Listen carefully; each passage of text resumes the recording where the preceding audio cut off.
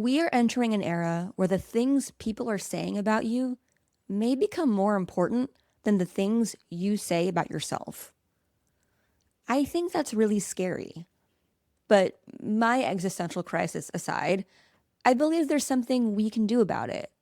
If you can, take a second right now to Google yourself. And by yourself, I mean your brand. So for me, I searched up what is SparkToro and who is Amanda Natividad. Now, look at the snippet. Do you like what you see? What's good, bad, or fine?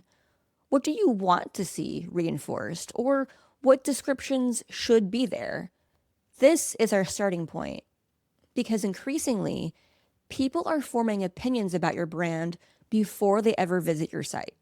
They do it through reviews, subreddits, best of lists, AI answers, snippets, and all the other public material floating around the web.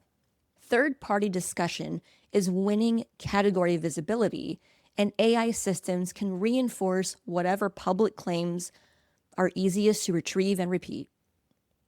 This episode is not about why that's happening. And actually, if you missed last week's episode called Attribution is Breaking, Measurement Needs to Grow Up, that covers the why. So if you missed it, go ahead and check that out first. This episode is about what to do about your public record. Because if the public record is shaping how people perceive your brand, then marketers need a playbook for strengthening that public record on purpose. I'm Amanda Natividad, and welcome to Zero Click Marketing. Before I get into the 7-step playbook, here are a few names I'll be referencing. Will Reynolds, the founder of Seer Interactive, who's been doing a lot of smart work around GEO and AI search. Ross Simmons, the founder of Foundation, and he recently published a big piece of research on Reddit's role in B2B SaaS search. I will also mention a recent Search Engine Land article on why some content shows up in AI overviews and why some doesn't. And then I'm also going to bring up AlertMouse, a Google Alerts competitor, and SparkToro, the makers of fine audience research software. All right, so step 1, audit the story the internet is already telling about you. Before you create anything new, look at what already exists.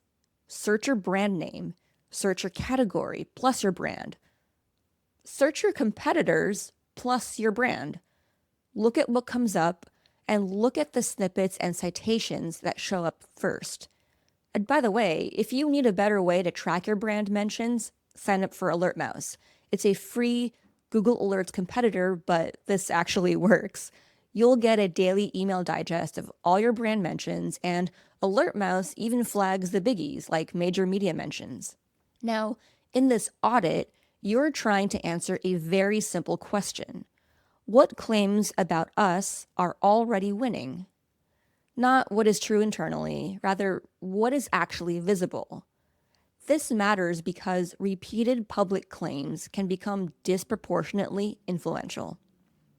Will Reynolds from Seer Interactive recently blogged about how one old negative review about Seer got surfaced repeatedly in branded AI prompts because it was public and duplicated across enough places to be treated like signal.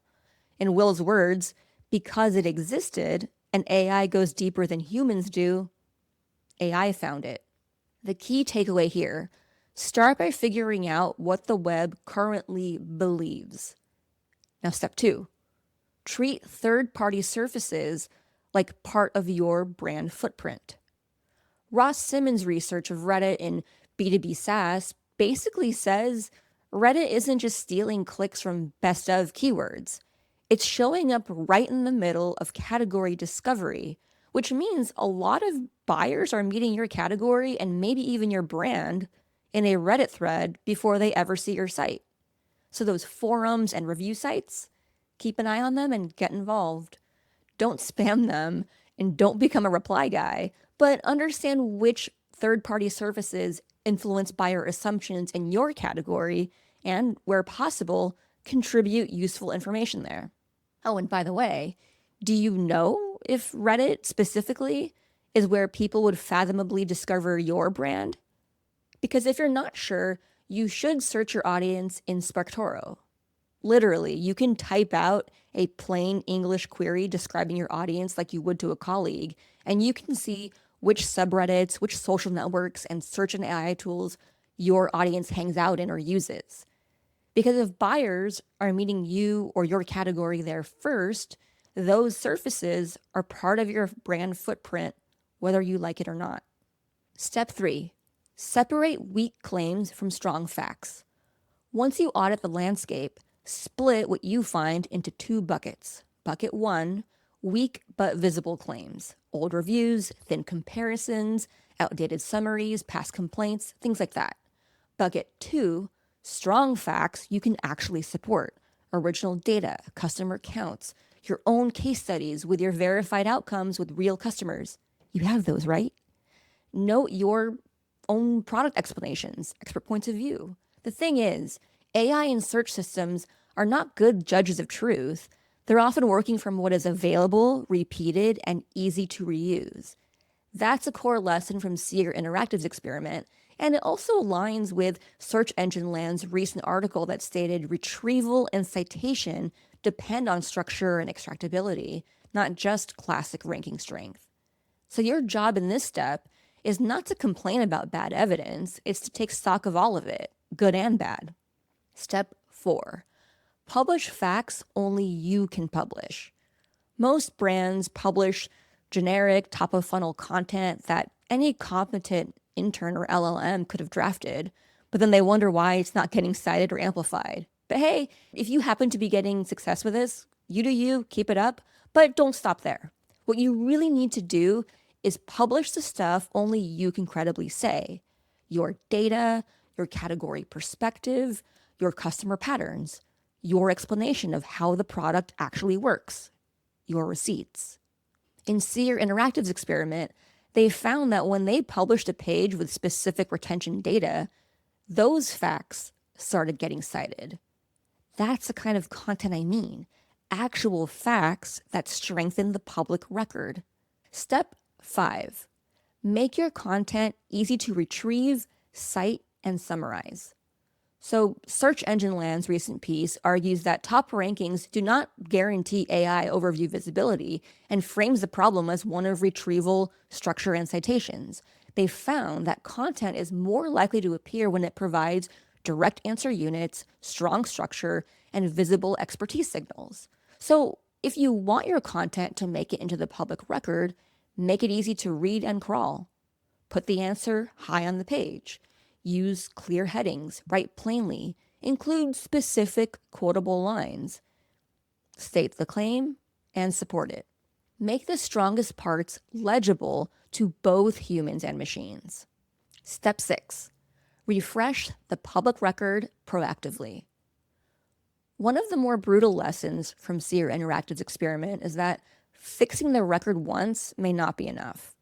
Seer found the effect of its published response was not necessarily durable, which is why the team moved toward a more centralized and maintainable source of truth.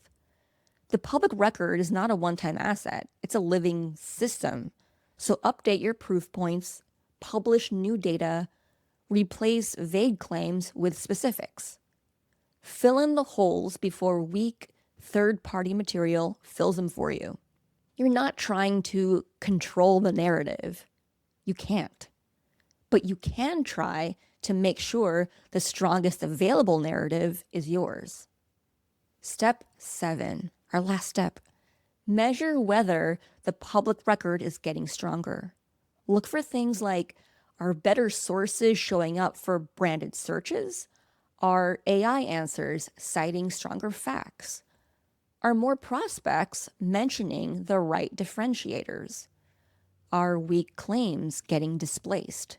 Are branded queries increasing? Are third-party surfaces reflecting your real positioning more accurately? This is the work of reputation management. You won't see outcomes right away, but you can track what's changing. Right now, the goal is to improve what people find, read, infer, and repeat about you before they ever visit your site. So if I were to boil this down, the playbook is this.